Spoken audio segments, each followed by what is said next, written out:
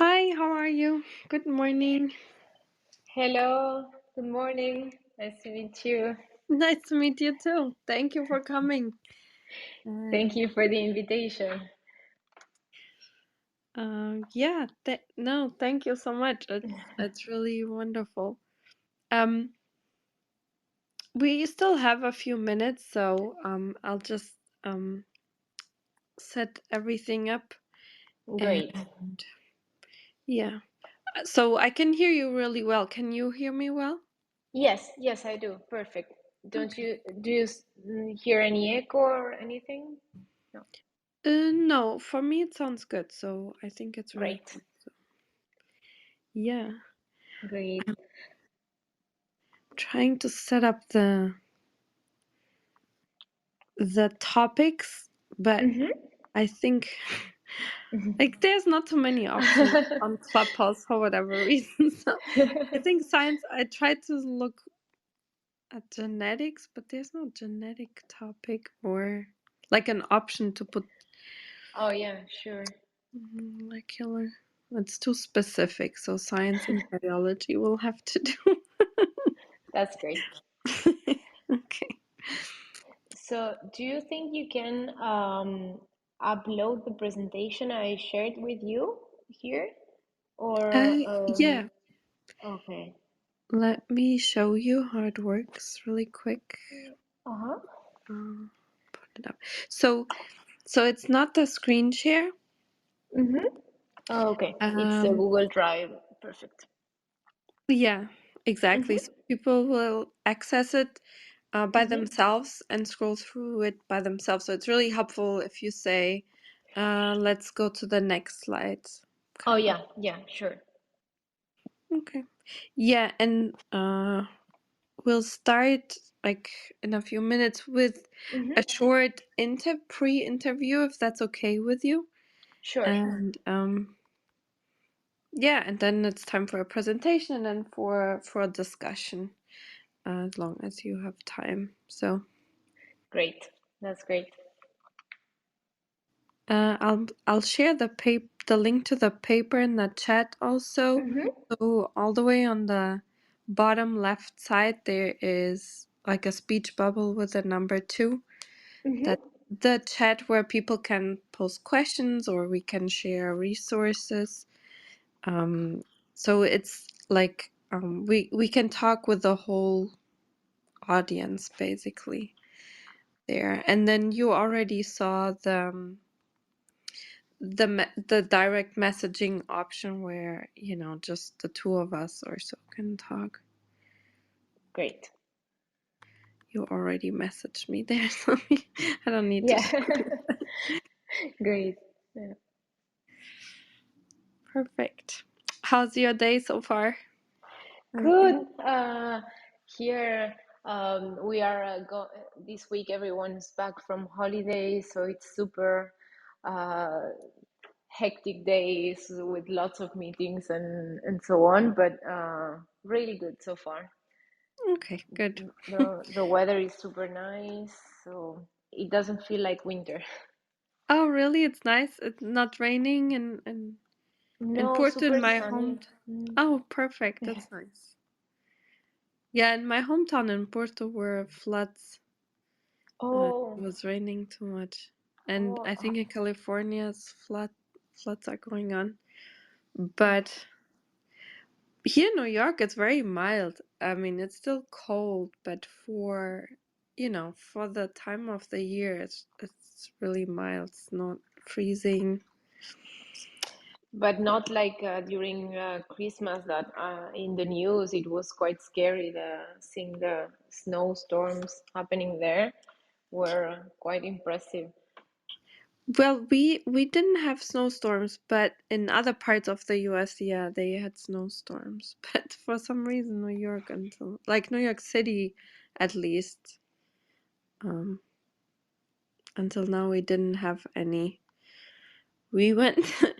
I went with my kids one time, snowboarding, but it was in the mall inside because there's no snow around here so far. So you can go to snow in the mall to the snow. Yeah, there's a year-round snow. It's really not good for the environment, I guess.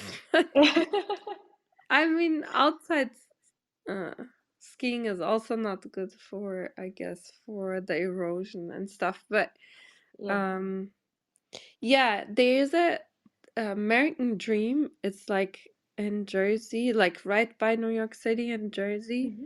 It's Hmm. like a huge mall. They have a whole indoor entertainment stuff like with rides and then also with um a pool with like all this tropical stuff and Oh waves wow. and then they have also skiing and snowboarding place and I thought it will be really bad when I heard about it and my daughter went with friends there and she said it's very impressive, so we went, and it's actually, yeah, relatively good. And I mean, for the kids, should be amazing to be able to ski and go to the pool the very same day, same place. yeah, yeah, we only did one thing on that day, but it's the closest here to New York City, I guess, where you can do this stuff. So it's like 40 minutes from here. Wow. Yeah. So it's very Really convenient convenient. for us. Yeah. Here is so warm that most of the slopes don't have snow unless they put artificial snow, and but aside from the slope, everything is green, and it doesn't look like a ski resort. It looks like being in like spring or autumn. It's a bit weird. Let's see how it gets in February. Yeah, I here is the same. It's so weird, and I actually like snow, like and skiing and things like that. So I always feel sad if there's like no ice or no, you know. Like we also go ice skating and stuff, but it's all Mm, artificial. It's nothing mm, is like natural anymore. yeah. Anyways. So where do you usually go? Uh, so here in Barcelona, there's a place called La Molina where you can reach by train. It's a couple of hours and it's really well organized because you can buy like the train and ski pass together. So you just jump on the train and go to ski for the day and go back to Barcelona. Otherwise, there's Andorra, that it's like a sort of like Monaco, a tiny country in between France and Spain, and there are many ski resorts there as well, and it's 3 4 hours from here, so it's not too bad. Oh, that's good that everything is Mm. included. That's really Mm. good. Yeah, yeah. So you don't even need a car to go, so it's really easy. That's really great. We here in the city, I'm not sure. Probably there's something like that, but we have that for the beach. Mm. There are ferries that take you from the city to like different nice beach places, like either Cape Cod or then Long Island. But not sure about the skiing. Maybe I just don't know. But that's nice. It's really good. Yeah, we can start actually. So, welcome everyone. I know that people will still continue coming in, but yeah, I think we can start by now. So, welcome everyone to Science Society, and of course, a special welcome um, to you, Vicky. And before we start, let me introduce you to the audience a little bit so they know a little bit about you. So, Dr. Neguembor I hope I'm saying your name right. Yeah, The last name. perfect. Yes, okay.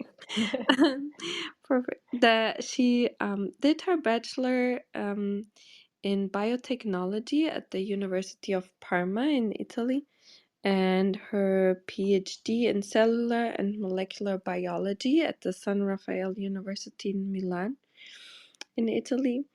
And then she was a Marie Curie Fellow, um, and at, her work was around reprogramming and regeneration lab in the Center for Genomic Regulation in Barcelona, Spain. And then she continued working there and switched then to the as a staff scientist also in Barcelona at the Center for Genomic Regulation.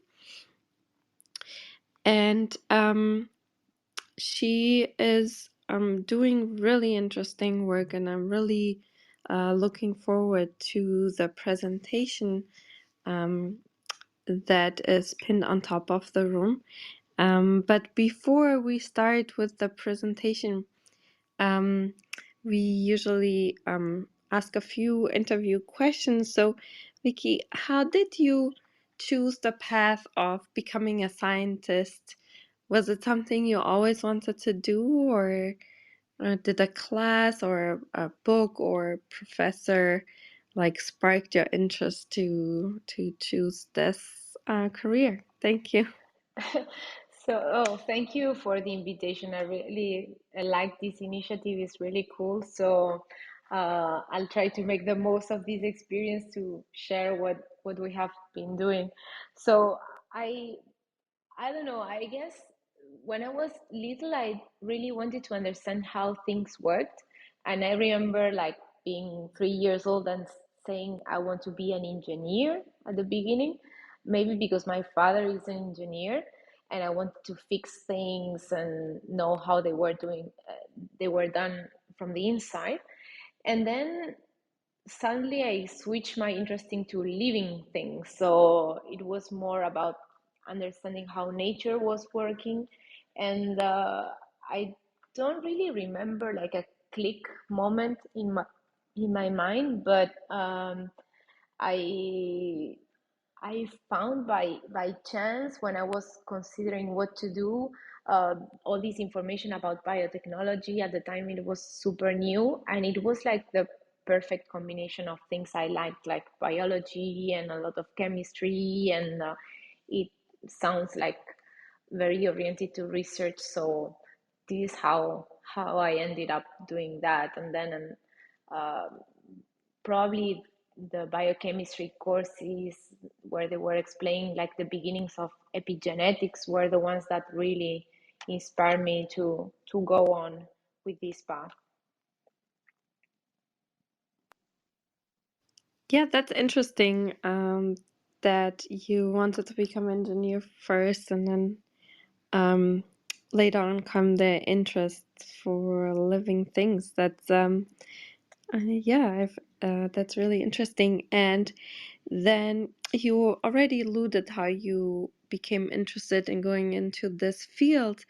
Um, and then for this specific work, um, was it easy to, to um like, how did this project come about? Was it something Hmm. that was planned for a long time before, or was it easy to get grants for?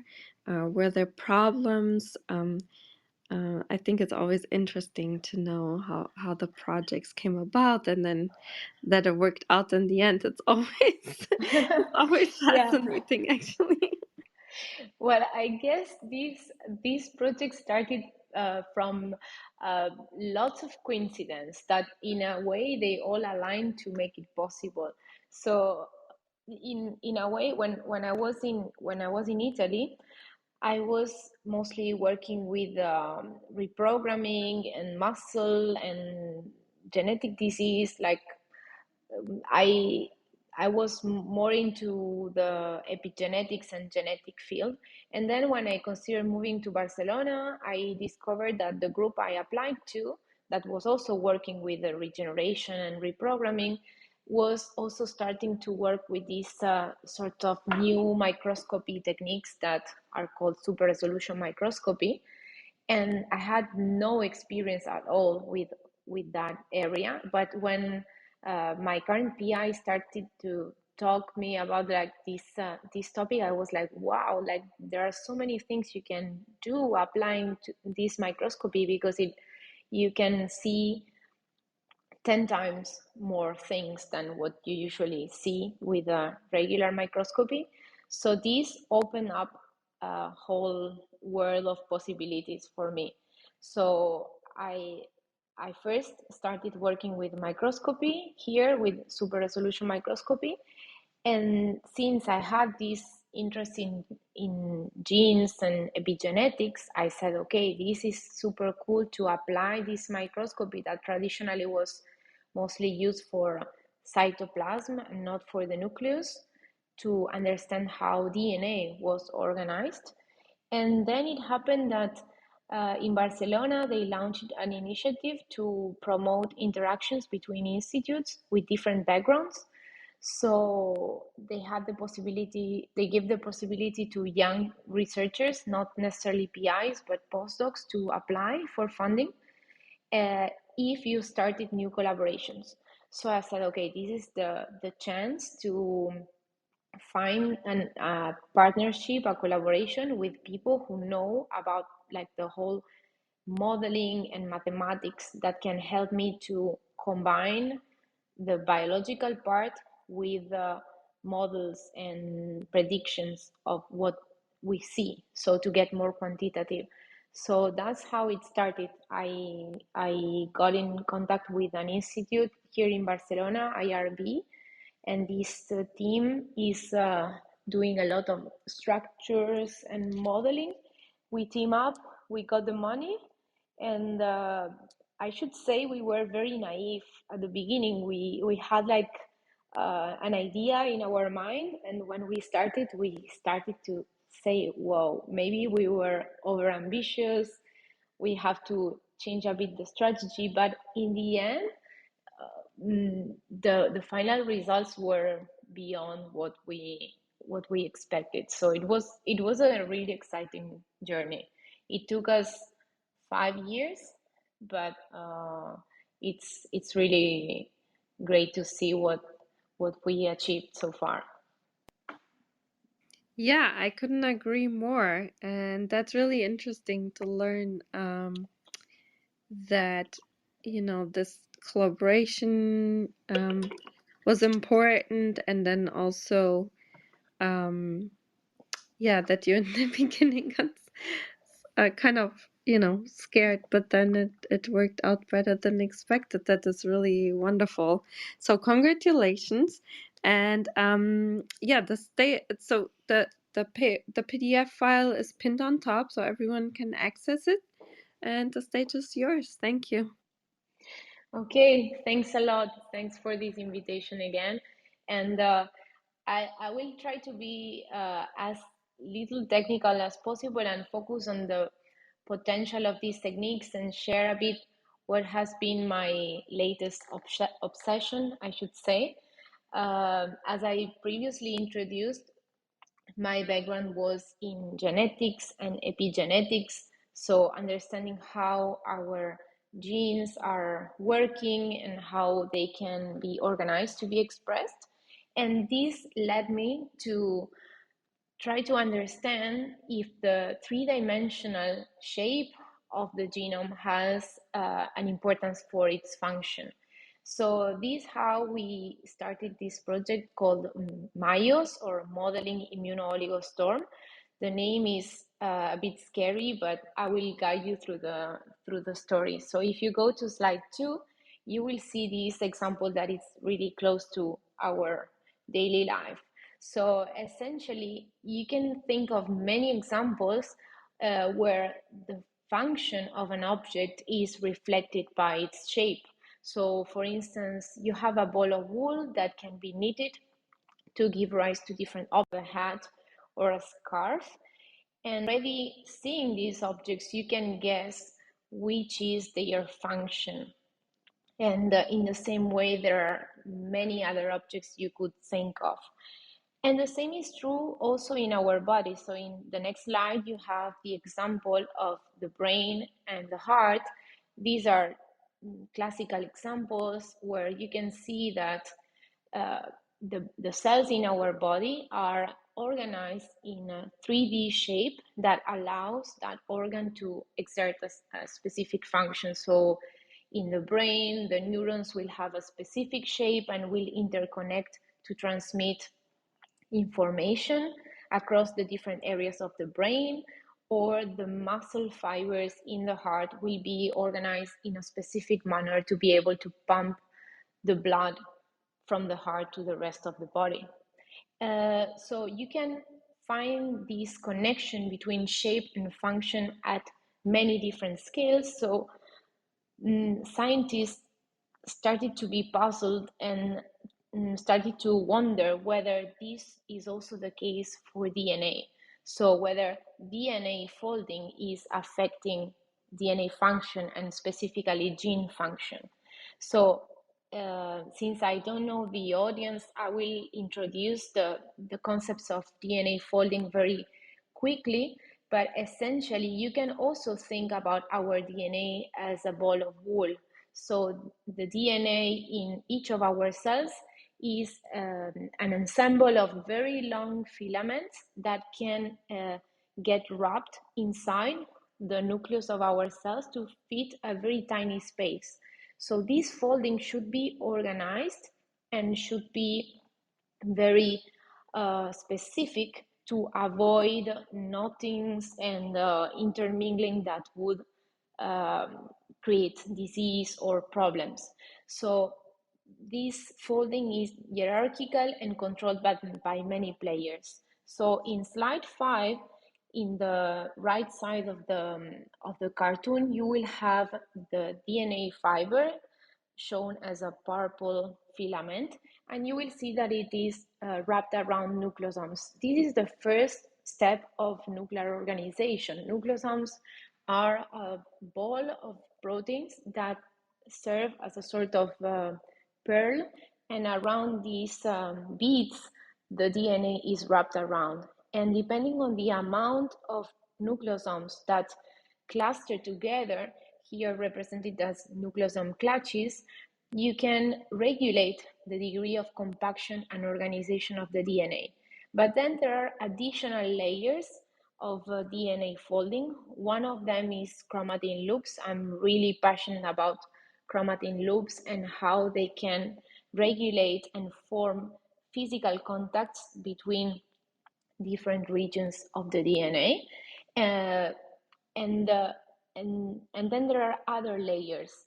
I don't want to be too technical, but they are called topologically associated domains because they are like functional units where genes and other genetic elements that need to be together are clustered together to help them to work together.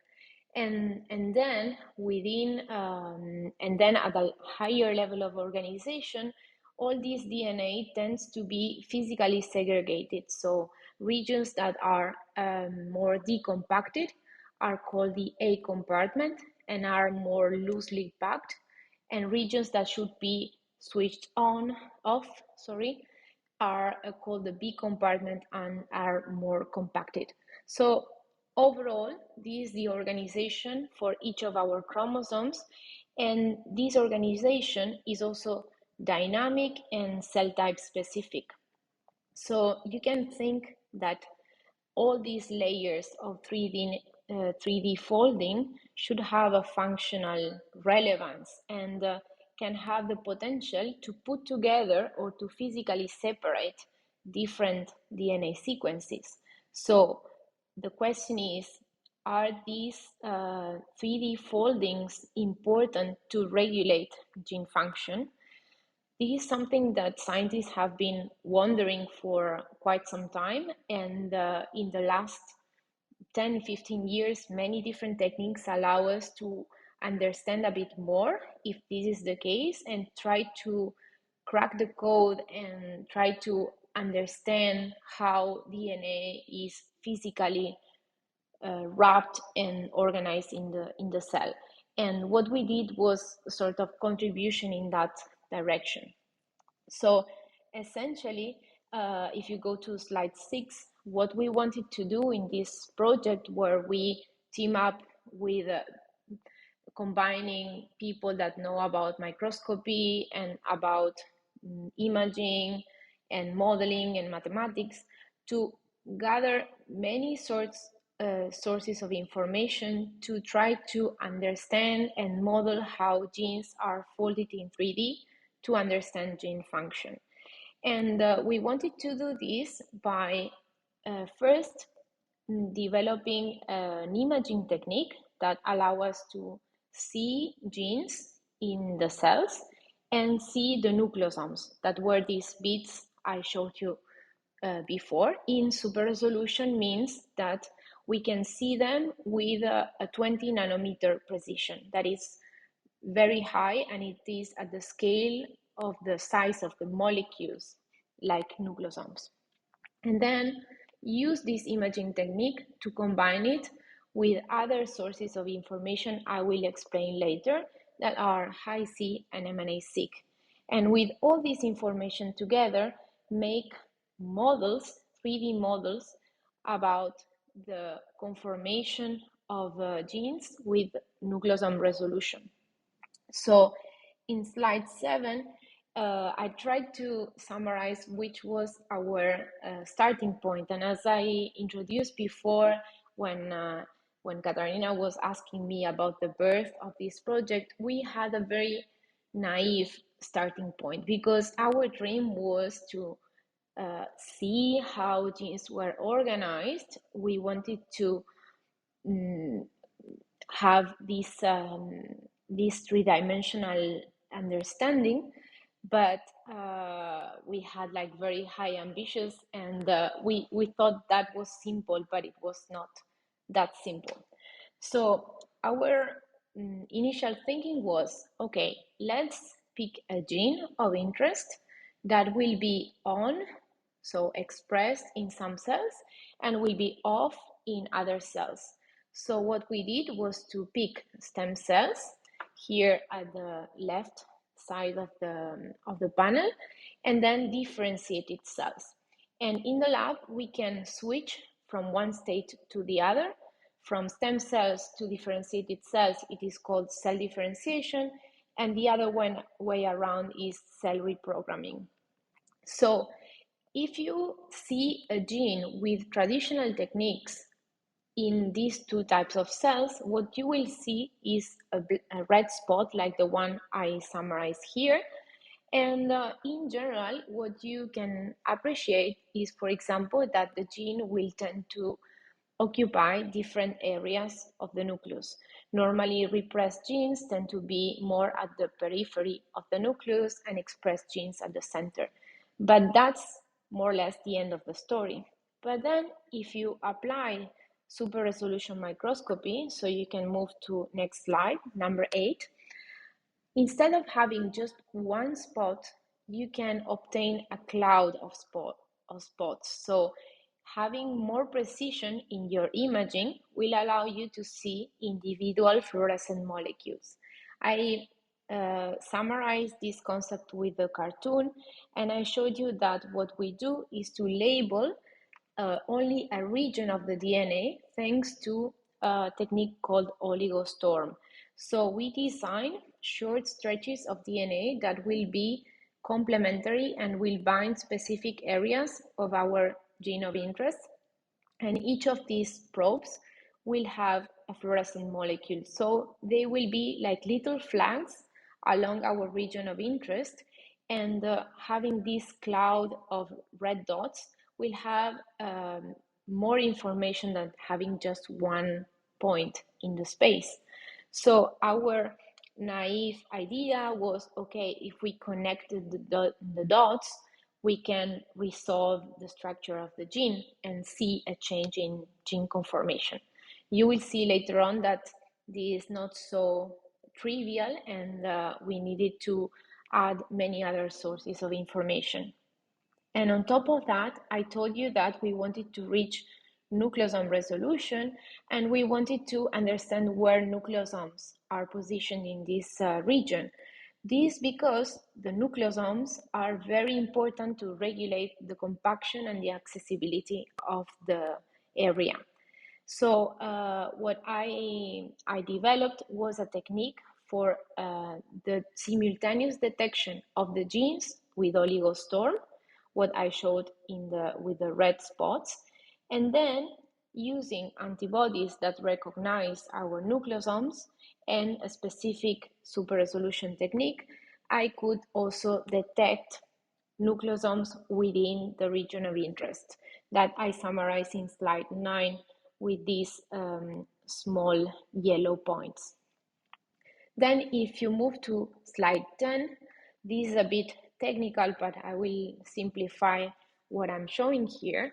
Essentially, what we noticed from the very beginning was that labeling just one region at a time was not enough, and we wanted to have more reference points in the same chromosome to have more information. So we decided to focus on a region in the human chromosome 12 that has many different genes. And here I highlight a couple of them that are the ones we mostly focused on. So in magenta, you see an area that contains the genes called GAPDH-E41. I will call it GAPDH for short. And then on the right part, you will see other two genes shown in green called Stella and Nano. We focus on this region because it's quite interesting to us, because the left part of this region contains many genes that behave just like GAPDH and Nano. This means that all these genes are generally active in both stem cells and differentiated cells, and they are summarized with the red block in the upper part of the panel where it says AB compartments in fibroblasts. So all these genes tend to be active, and GAPDH and EFO are one of them. Then on the right part of this region, we have genes that instead are only active in stem cells. So these are genes that will be normally silenced in differentiated cells and active only in stem cells. So these are the genes that will switch on and off between our two experimental conditions. So the regions that I highlighted in magenta and green are the ones that we have imaged, and all the region contained within the orange area was also analyzed with Hi-C and MNA-seq that I will introduce later on. Essentially, this was our test region, and what we first did was, as I said, to find a way to label at the same time the two different genes at the time. So in slide 11, you will see that the GAPDH-E4 gene cluster was labeled with one color, in magenta in this case, and Stella or Nano with green. And in the bottom panel, the one labeled with an A, you see that in each of these cells, so this is just one nucleus of the cell, you can see the presence of a magenta spot and a green spot, one for each chromosome. And you can appreciate that within the very same cell, you can also have variability in the distance between these two genes. So this means that there is quite a broad spectrum of distances between the genes. And quantifying these distances, we already saw that in general in stem cells, the distance between GAPDH and Nano was slightly reduced. And also, unexpectedly, we saw that the distance between GAPDH and nano was shorter than the one between GAPDH and Stella, although GAPDH and Stella are closer in genetic space than GAPDH and nano. So this was already a first indication that there were some three-dimensional arrangement that brought together or closer in space GAPDH and nano in 3 dimensions. So having set up this first strategy of imaging, then I also developed a way that I won't go into much of the technical details, but essentially I found a way to image nucleosomes on top of these genes. So in the panel that you see in slide 12, you see again one nucleus, the distance between the two genes, and then applying super resolution to one of these genes, I zoom in, and for GAPDH, you have the super resolution image. Here is not that clear, but instead of having just one point, we are having a cloud of points that have a lot of spatial information that then we can analyze quantitatively. And on top of that, you see the last panel that says H3SR means that we are detecting as white spots the positions of the nucleosomes within the area of interest. And as I said, we wanted to combine this immuno-OligoSTORM imaging with additional sources of information from Hi-C and MNA-seq. Sorry.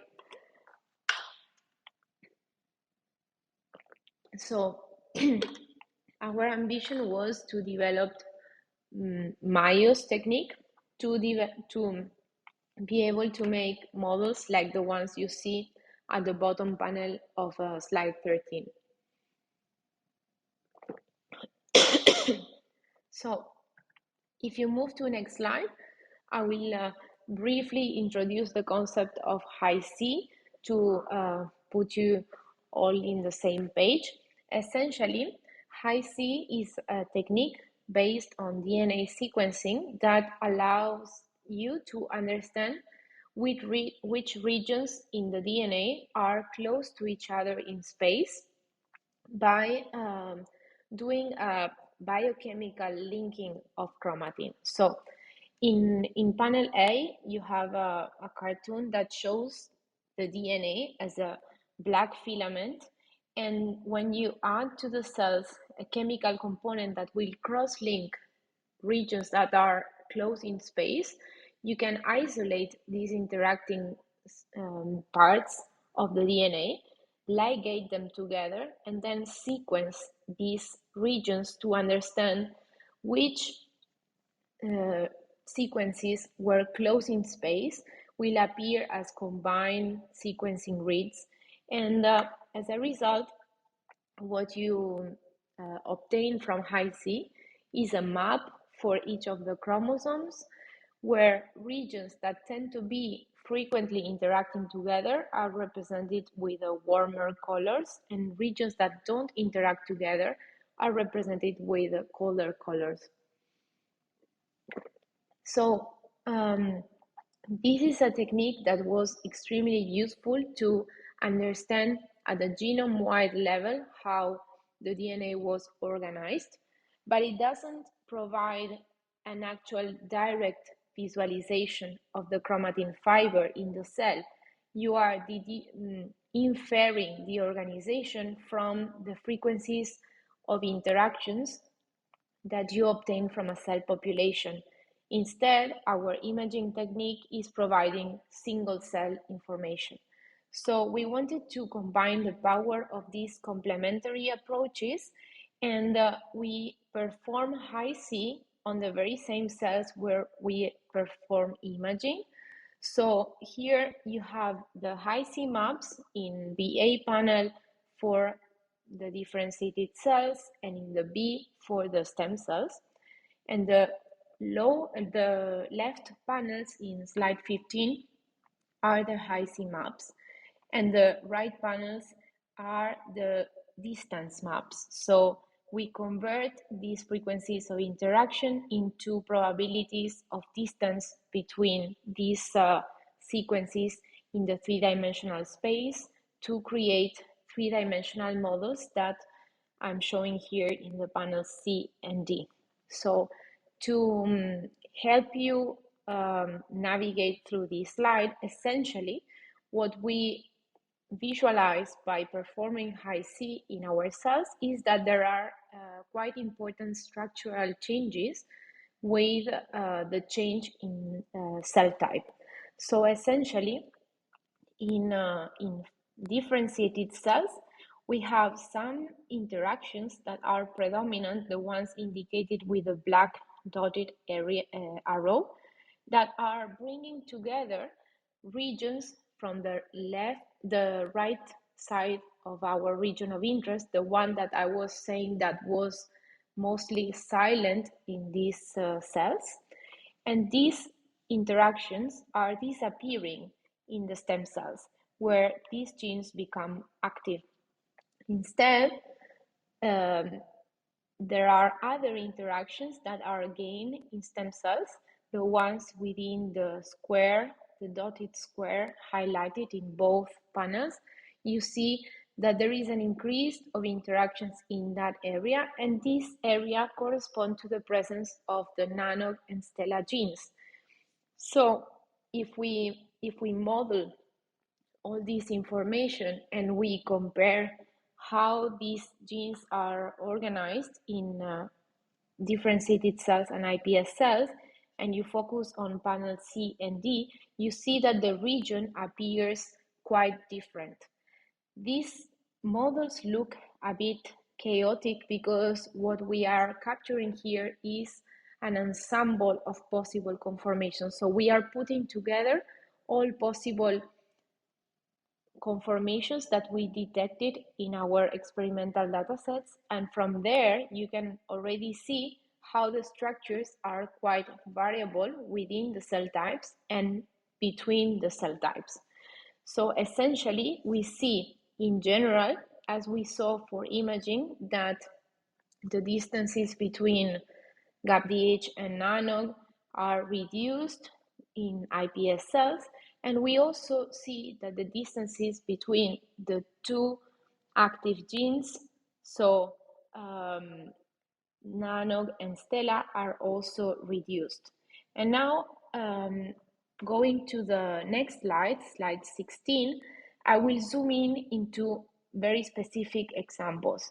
Here, what you are seeing in these two panels is the integration between the imaging information, so the one I do in the cells, with the Hi-C model based models, and we are putting together all the information. So we are taking into consideration the distances we map in single cells, the presence of the nucleosomes across our regions of interest, and the different models that we generate with the Hi-C maps. And putting and fitting this information together, we can improve the quality of our models and take into consideration the cell-to-cell variability. In these examples, I want to just to highlight some of the structural rearrangements that we detected. So if you focus on the zoom-in boxes that have STELA and NANOG, you will see that in the case of the fibroblast, the two genes are not facing each other and they are further apart in space compared to the iPS cells in the stem cells. You see that the two genes become closer in space and they are facing each other. And this nicely correlates with the previous studies that were suggesting that in stem cells, these two genes can be brought together and act as a cluster because there are common factors that are regulating them. Also, as I introduced before, we see that the distances between the genes in general is reduced in stem cells. And so our models allow us to see or to try to understand from a more physical point of view how the genes are organized in space in different cell types. And the same can be applied to other cell types. In this case, we also took advantage of published data sets in which other researchers were studying the alpha globin locus. So this locus is very specific to red blood cells. Only red blood cells or erythrocytes express the alpha globin gene, and this is sustained by a specific structural arrangement that occurs during the differentiation of these cells. So it has been proposed that in these erythroid cells, certain parts of the genes come into contact, forming a hairpin structure that will bring together functional elements, just like switches in an electrical circuit. Bringing them together would allow the gene to be switched on. And using high-C data sets and fish data sets, so imaging data sets that were coming from different papers, we integrate all in our MIOS model, and we could recapitulate these structural rearrangements. So in slide 17, if you see at the E panel, you will see that we can catch a hairpin structure formation in erythroid cells and a much more elongated structure in ES cells that have the gene switched off. So as I said, beside integrating high-C, we also wanted to achieve nucleosome resolution, and to do so, we also wanted to integrate other valuable sources of genetic information, in this case coming from MNA-seq. So MNA-seq is a technique that allows you to understand where nucleosomes are preferentially positioned across the genes. And this is thanks to the use of a protein that can cut the DNA only in regions that don't have nucleosomes. So in slide 18, you have a schematic cartoon where you see as pink arrows the sites where the enzyme can cut, essentially between nucleosomes. So as a result, when you use this enzyme, this protein, you will just maintain the DNA sequences that are protected by nucleosomes, and you will sequence them. So the more you have reads within a certain region, the higher the probability of having nucleosomes within that region. So as for high-C, this information comes from a cell population. So we did some mathematical deconvolution of this data to understand which could be the possible conformation in single cells, and we integrated this information together with our imaging data. So just to summarize this part in a single slide, what we reach with this additional layer of modeling and epigenetic information is a model of a single gene with higher information, because now you are seeing the fiber in just one gene of interest. So here in slide 19, you have an example on how the nano gene looks like in our two cell types of interest. And you can see as small spheres the places where nucleosomes are predicted to be located and the organization in 3D of the chromatin fiber. So with this technique, we obtain a quite high level of fitting, so agreement between our imaging information and the sequencing-based information from MNA-seq. And with this additional modeling, what we can see is with greater details how the genes are organized in 3D. For example, here in the fibroblast, where NANOG is switched off, you see the appearance of bigger clusters of nucleosome aggregates, and like the ones you see in the G panel, while in stem cells where the gene is expressed, the whole region looks much more extended, and the chromatin fiber looks much more accessible. The beauty of these models is that we want to further develop them to play around with these structures and try to predict from these arrangements which regions are physically more accessible, where protein binding can occur, which regions can be expressed with higher efficiency, which are the accessible or inaccessible surfaces, and so on. And in the future, we want to understand by making genetic modifications or alterations of the system to understand which is the impact on structure and gene function. So just to wrap up what I showed you so far, what we did in this MIOS project was on one side to develop IOS, which is a technique to simultaneously image genes and proteins in super resolution, so with a higher level of spatial information. And these can be extended virtually to any gene or any other protein that interacts with chromatin. And on top of that, we integrated iOS with Hi-C and MNA-seq data to have two sorts of models. One that has Hi-C based information and the other one with MNA-seq information. And in both cases, what the imaging part is contributing to is to give us a single cell perspective of the 3D folding. And these allow us to better appreciate how the structure can be variable between cells and understand the relevance of this intercellular variability in biological terms.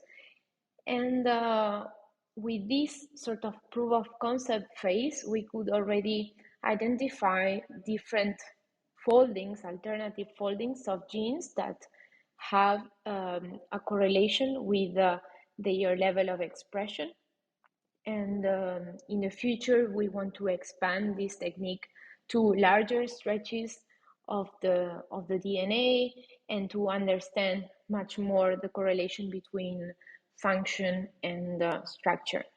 And with this, I would like to thank a lot the whole MIOS team. As I said, this was a very multidisciplinary study.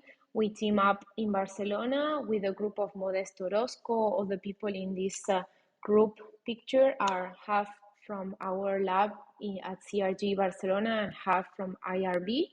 We also team up with a group of Ting Wu in Harvard and with the great help of Jumana, who developed originally the oligopaint technique and have helped with the design of the oligoprobes. And then with Melike Lakadamiali at UPenn, who is on the imaging side an expert in storm microscopy, and I started the work here in Barcelona with her as well, and to my PI, Pia, and all the team, and of course, all of you for your attention and for joining today. Thanks. Yeah, thank you so much for this really amazing talk. You described so well how how the technique works, and then also the results, which are really impressive. And it's like the more we learn about molecular biology, how gene expression works, there are so many more layers of complexity. It's really fascinating to learn about it. And yeah, congratulations again for this amazing work. It must have been, a lot of work. Yeah, many hours at the microscope. Thank you. Thank you. So it's challenging from the technical point of view because each of these images might take several hours. So each nucleus takes maybe 2 hours. So I spent many hours at the microscope, and the mathematical teams many hours modeling as well. Yeah. Yeah, exactly. That's what I imagined. And yeah, it's wonderful to have these results, and to see how folding changes the landscape of gene expression so significantly throughout different stages of development of the cell, and then the whole organism. So my question would be, if you imagine what the what the different environments, um, other than the stages of the cell, if it's stem cell and what type, along that spectrum, like, are there, or did you check other manipulations, like cell stress during adult or so on, or is it something that maybe you're going to do, or different disease states, and how these uh, these specific foldings of the genes, are they changed in any way? Oh yeah. So actually, when we started the project, we wanted to compare so many conditions. Then we had to be more pragmatic, and this current work has just these two conditions. But in other studies, I'm very much interested in the impact of transcription and the protein specific protein binding to some regions to their structure. So I've been testing different conditions that change the organization of genes. For instance, if you modulate the amounts of coisin and CTCF, so in slide number 5, I have this cartoon where I show some of these proteins are involved in forming these physical contacts. And if you modulate their binding, which is highly dynamic and normally changed throughout the cell cycle of the cell and even upon different environmental stimuli, you can greatly modify the structure. Then, if you repress transcription or repress other proteins that are called topoisomerases, you also change greatly the organization. So, in another study, I saw that this is massively changing the 3D folding. Then now we would like to focus more on, and there are diseases related to mutation in these factors, and now we want to focus more on the dynamic transitions of these changes. So as far as I showed you, we have focused on stem cells and differentiated cells, but there is a whole spectrum of intermediate states that are rapid changes that happen along the way, or even changes, as you said, of stress, for example, changing the nutrient amount of the cells, or even the stiffness of the place where they are growth will affect their organization, and we want to understand how this is happening. Yeah, that's really interesting, and I think it will give really interesting results. And I wanted to ask Kyoko, did you have a question, or anyone in the room? If you want to raise your hand or post a question in the chat, feel free to do so. Yeah, in case Kyoko wants to ask, I want to give him some time. How's it going? I do have a question. It may sound a little silly, but is it possible, like with your method of viewing the the DNA of cells, is it possible to kind of take like a prolonged like view of them so you can see like change over time? I don't know if that makes sense, but like uh I'm trying to think back when I used to work with like cool microscopes, but there was like a way where they like you could set something up, but it have to like I guess like not lose too much fluorescence over time, and you can kind of see like how a change would happen over like a short span of time. But I was wondering if like with this method, is it possible to kind of do something like that so you can kind of see like okay between we know that the cell's in this stage, but from this stage to this stage, this is what this is what's happening to this area of interest, if that makes sense. Hmm. Oh, yeah, yeah, that makes perfectly sense. And it's a really cool question. We are very much interested in seeing these rapid changes or following the same cell and its transition in time. Unfortunately, with this specific technique, we have to kill the cell. So all the results I showed were in fixed cells, but at the same time, we are working on other strategies to see these changes in real time. So what we do is to label the cells with it's a derivative of Cas9. So it's based on CRISPR system. So we label specific regions and we target them with fluorescent proteins, and you can follow the behavior of a gene in living cells in time. And these systems, at some point, you start losing some fluorescence, but they are quite robust, and we could, for example, follow the movement of the chromosome ends in time and show how they relate to their size or to the size of the cell and so on. Yeah, so this is possible, and there are many cool developments lately to try to do so live. But some cells are more sensitive than others, so in some cases they don't cope with that very happily. Thanks So, for your question. thank you.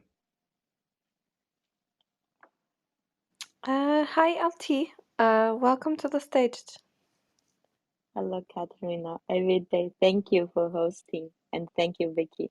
I catch second part of the talk. I have a quick question about slide 19. Can you go to slide 19? Yes. Thank you. Okay, let me go to there first because I went early Yeah, to look at. I'll Okay. go. Slide 19. Yeah. Yeah. Okay. You have so panel G and panel J. My question is that please clarify for me when you says there's like 58 nucleosomes versus 62 nucleosomes. We're looking at the same range, right? Because you label that part. And then also the other part is that you said it's more extended. It's more that the end-to-end point, the point of interest coming closer, it's 342.2 nanometers. And versus in the G panel, which is like so far apart, like 600 nanometers. But so what not quite clear to me is, are we looking at, so you have more nucleosome in the panel J, like 62. So then where the Oh, yeah. and Yeah. do you see? I Can you see your point. say Yeah, one more yeah, I time? see. Thank you. Yeah, yeah, I see your point. And thanks for raising up this point, because maybe the choice of these two structures was a bit misleading, or I wasn't clear enough. So essentially, in this case, in these structures, we measured very different parameters. One of them is the end-to-end point different distance, but in this is not so meaningful because the two ends here we are modeling and showing just this part, but of course, these two ends are connected to the continuation of the chromosome on both sides, and it's not so meaningful. What we also measure, and I was referring to that mostly, is more the surface or the volume this gene occupies in space. So we do a more volumetric analysis of what the whole region I'm displaying. And this is the one that it is more extended in stem cells when the gene is open, and more compact in the other case. I'm sorry that this number is a bit misleading. And another thing that I wasn't maybe too clear about is that when you focus, for example, in the pink area in G panel, you see that there is an aggregation of many nucleosomes all together. Right, And I see that. Yes, yeah, I do. and if you go exactly to the same area in the other part, it is much more extended.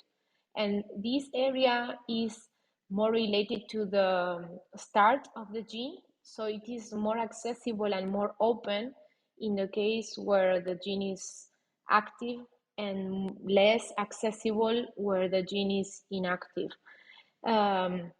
But these are things that sometimes are like obvious to me, that have looked at the structure so many times, but I went really quickly on these. And then regarding the number of nucleosomes, it is true that in the case of the stem cells, we predict slightly more nucleosomes. But what we found in general is that it's not so much like the absolute number of the nucleosomes, but how close in space they come, like how they compact in between them.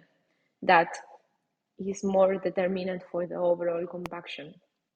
Great. Yeah. Thank you. That I was following. I was trying to listen. I said, okay, you meant to say it's more extended, and then but then why we're saying more in the same volume? But now, thanks. Yeah, that's all. That's a question for Thank now. you. Thank you. Yeah, thank you so much for that question and the answer. And I wanted to ask, so you also saw differences between single cells, and you looked at like the average data. That's also really interesting, I think, for the future. Again, in like different disease states, there might be, let's say, in cancer cells or so on, variability that could probably, don't do you think, lead to predictions of how how to treat different types of diseases? I think it's really interesting. So how big is, like, I don't know if you can tell us a little bit about the variability, and where do you think it comes from? Like, this is it a big variability, or is it just, yeah, something that you can ignore in like a regular cell state? Well, in what we saw and what others saw, because there are studies where they also apply similar imaging techniques to label different stretches of DNA, even longer regions.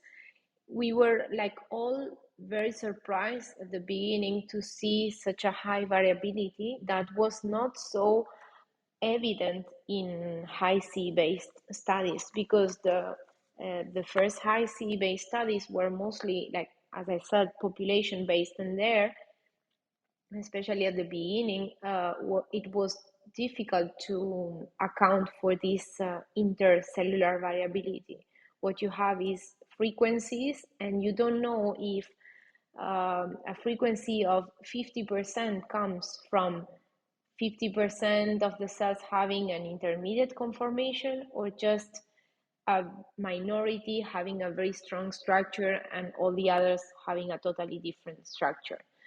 Um, and what what the imaging area can contribute to is to see the whole spectrum, because you can see how many cells have a certain structure, how many cells have another structure. You can classify them. You can also treat them as single entities. And in general, what we see is that the variability is quite high. Maybe this means that the system is quite robust to a certain degree of variability. And for example, transcription can occur under a broad spectrum of conformations.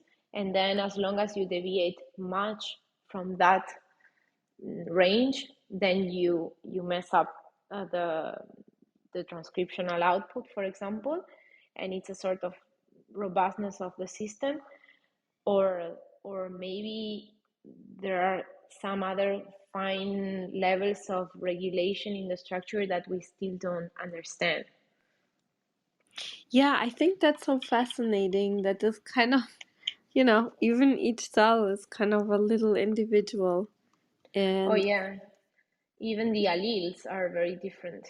Yeah. yeah, that is, I think that's really interesting because, you know, there's not just one way to get to a similar result. And so each cell is kind of its own entity that learned or you know, got to learn how to use the genome in their own way to get the job done. I think that's a really interesting thought. I don't think, I'm not sure. Is that a different way of seeing cells now? Like with this result? I'm not a molecular, you know, Um, biologist, so. yeah, well, now, like our work and many other groups are working in this direction from different perspectives, and there is a very active debate on how like structure determines function, and how deterministic the system is, and how like how much of this is just randomness of the system. We still didn't have a sort of final answer, and I guess we are really at the beginning of understanding this, honestly. But it's like really really cool how things are evolving. There are like so many techniques and modeling strategies coming up lately that can help us to understand that. Yeah, I think it's interesting because we had Michael Levin here. I don't know if you heard the lab that did the xenobot that can self-replicate and do different jobs, which is really interesting. He came in to present like his view on different types of minds and his idea is that, you know, you don't have this fixed blueprint. You have more like as like a job that needs to be done, and then the cells themselves or the xenobots will figure it out how to do it. Like you don't have to give an exact instruction, and that's not how it works. So that is really interesting. That's his theory, and you know how he designs you know, his little organic bots. But now you show it from the bottom up type of at least, you know, it seems to be pointing in that direction from the molecular biology side. I think that's really interesting, and I think it's a way easier approach to not have to know 100% how exactly and precisely things work on any complexity level, but more to have like you know, this task performing type of design that will be so much easier to solve for us, I think. Yeah, I hope so. Yeah, that's true. And yeah, at least my view is that the system should have a certain degree of tolerance or flexibility uh, to allow a certain structural variability between cells. Otherwise, if things should be so precise and fixed, then first we wouldn't see so much variability, and then the system would be much more fragile because any deviation would have negative consequences. So yeah, what you say about his work sounds like really interesting and pretty much in line with what we see from another perspective. Yeah. Well, that's fascinating. LT, please go ahead. I like to ask is that as you prove the concept works beautifully in your talk, then what next region you're going to cut and follow up? That's my question. I think So Katerina alluded about the disease state versus healthy state. That's not my question. The question is, you choose a particular spot to cut and then to follow, right? And then you probably have like a second or third lined up to do. Thank you. If you can tell us, you share, then that's fine. If you don't, it's okay with me. Thank you. yeah, sure. So when we actually started the work, as I said, we wanted to analyze on one side also the transition phases. So we are very much interested in modeling the dynamic process, like how the system changed from conformation A and B, because we have the endpoints, but having the dynamic transitions and understand if there are like intermediate conformations that are necessary to arrive from A to B. That's one side that we want to understand, and another one is to have an even higher level of integration of information, because now we can see nucleosomes, but it would be really cool to be able to add other players. So I'm very much interested in coesins that are like rings that bring together parts of the DNA or transcription. So being able to model where and how these other proteins that interact with the chromatin are placed in a gene and how they can move along would be fascinating for us. So these are the two, let's say, more technical improvements that we want to do, but they open many conceptual opportunities because then we can play around with, as I said, genetic modifications and remove these players and see the impact on the structure as well. You mean like those insulators or silencers? If that's what you want to look at them, yeah?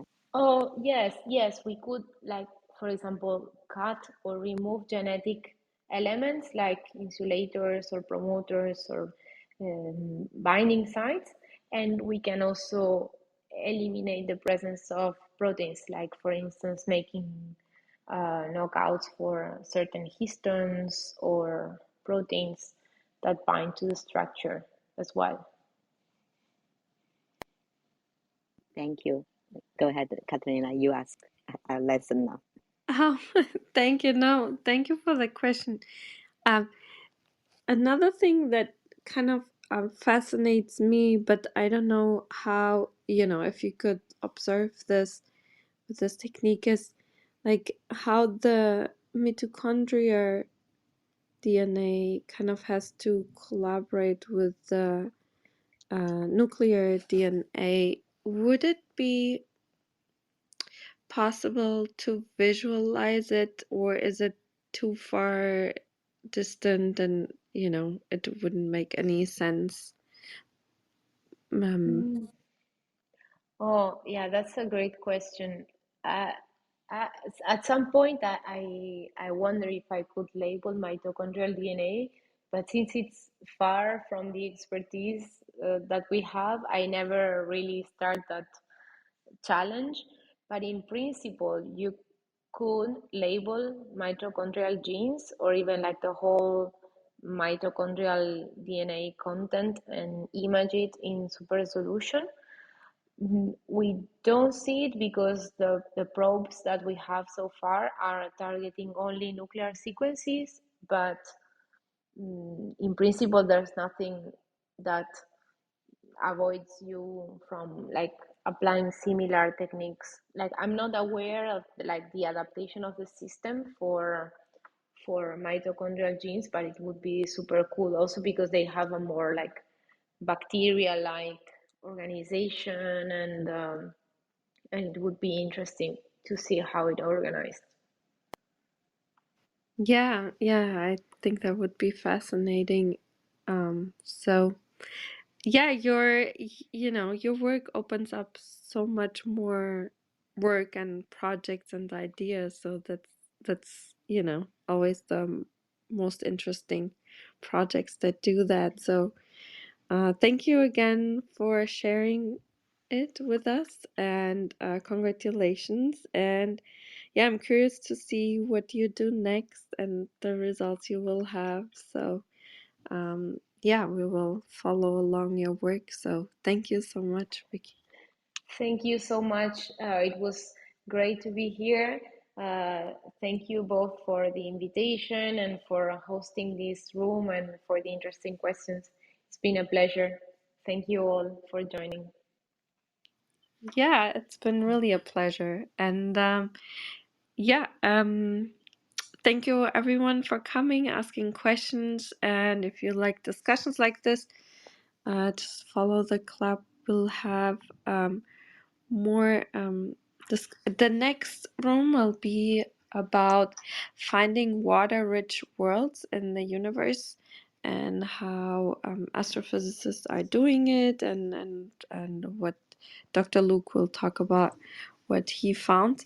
So it's a very different topic, but I think it will be also interesting. So thank you again, Vicky. I hope you'll come back one day. We'll hear you one day again with more exciting research you do. And yeah, good luck with everything. And I hope you get all the grants. And yeah, Thank you. You too. All the best to you both, and for have a great beginning of the year. And yeah, hope to be here again. yeah, and for you too. Okay, thank you, everyone. Bye. I'll close the room in 3, 2, 1. Bye, everyone. Thank you.